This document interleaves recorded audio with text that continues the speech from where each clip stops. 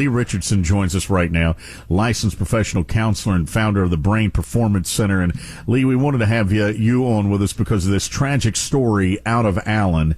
A murder-suicide, 6 family members dead there.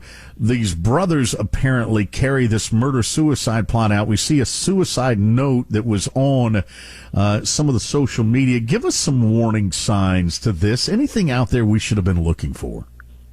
Well, actually, I think they made the point in the note that they wrote, and the first was getting help. There's all the help that people usually receive is temporary. So if you have a family or a friend that is experiencing depression, try to make sure that there's a continuum of care for that person. And they made it, the third point they made was, why is mental health treated so differently than a physical ailment? You know, if you break a leg, everybody hustles over. We got to get you to the hospital, got to get you looked at. When somebody has depression, it's not treated with the same respect. And the other point they made was gun control. I'll say no more.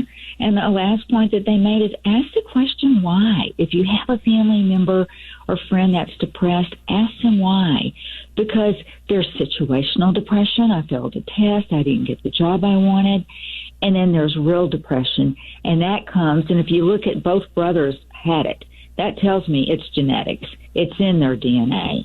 Yeah, so and they were why. They were cutters too. It looks like, right? That one of them described cutting himself. He also described being unhappy with how a TV show ended. They pointed out that they've been dealing with depression for several years, and so they decided that it wouldn't be fair to just kill themselves because their family would be in despair the rest of their lives. So they took them with them.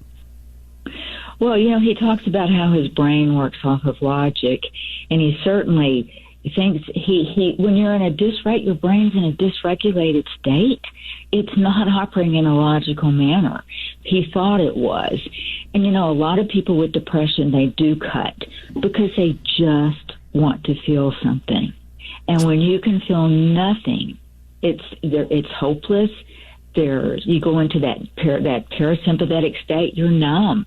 You just want to roll up in a fetal position on the floor.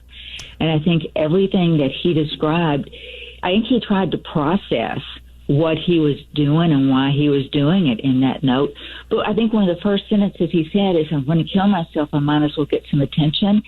I don't think it was attention. Look at me. Look at me. I think it was attention. I need to be heard.